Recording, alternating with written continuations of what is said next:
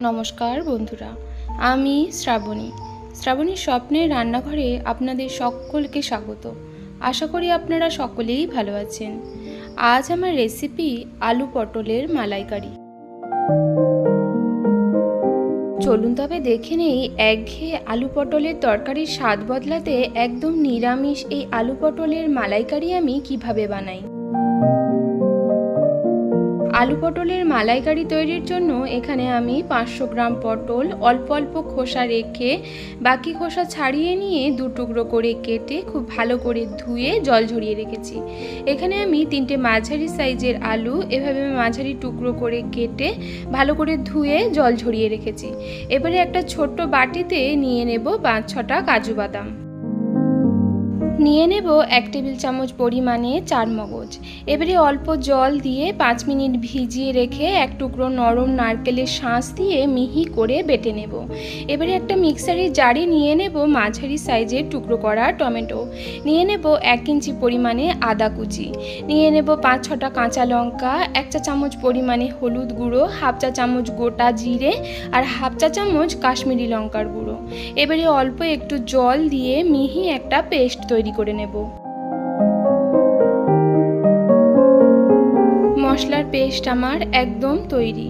চলুন এবার রান্না শুরু করা যাক। এবারে আঁচে কড়াই বেশ ভালোভাবে গরম করে নিয়ে দিয়ে দেব কিছুটা পরিমাণে সাদা তেল। তেল বেশ ভালোভাবে গরম হয়ে গেলে দিয়ে দেব টুকরো করে কেটে রাখা পটলগুলো। এবারে এতে অল্প একটু লবণ দিয়ে ভালো করে নাড়াচাড়া করে পটলগুলো বেশ লাল করে ভেজে নেব। আঁচ মাঝারি রেখে নাড়াচাড়া করে পটলগুলো বেশ লাল করে ভেজে নিয়েছি। তেল ঝরিয়ে পটলগুলো এবার তুলে নেব। ভেজে নেওয়া সমস্ত পটলগুলোই তেল ঝরিয়ে তুলে নিলাম। অবশিষ্ট তেলের মধ্যে দিয়ে দেব এবার গোটা গরম মশলা আর 2টো তেজপাতা। ফোড়ন ফুটে সুন্দর গন্ধ বেরোলে দিয়ে দেব টুকরো করে কেটে রাখা আলুগুলো এবার একটু লালচে রং ধরা পর্যন্ত ভেজে নিয়ে দিয়ে দেব তৈরি করে রাখা মশলার পেস্ট দিয়ে জোর আঁচে এবার মশলা থেকে তেল ছাড়া পর্যন্ত বেশ ভালোভাবে কষিয়ে নেব।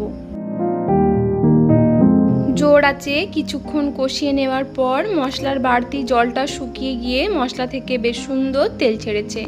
এবারে এতে দিয়ে দেব কাজু, চারমগজ আর নরম নারকেলের পেস্টটা।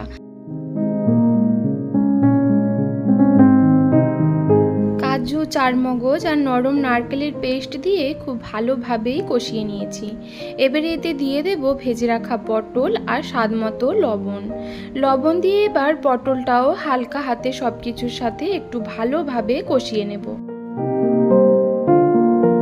ভেজে নেওয়া পটলটা সবকিছুর সাথে বেশ ভালোভাবে কষিয়ে নিয়েছি।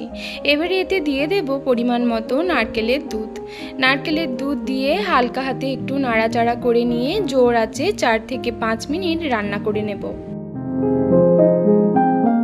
4-5 মিনিট পর গ্রেভিটা যখন এভাবে একটু ঘন হয়ে আসবে, ওপরে 1 চা চামচ পরিমাণে ঘি ছড়িয়ে নামিয়ে পরিবেশন করব অপূর্ব স্বাদের এই আলু পটলের মালাইকারি।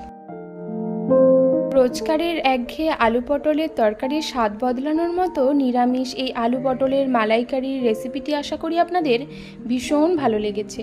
রেসিপিটি ভালো লাগলে অবশ্যই লাইক করবেন, চ্যানেলটি সাবস্ক্রাইব করে আমার পাশে থাকবেন। সকলে ভালো থাকবেন, সুস্থ থাকবেন। ধন্যবাদ।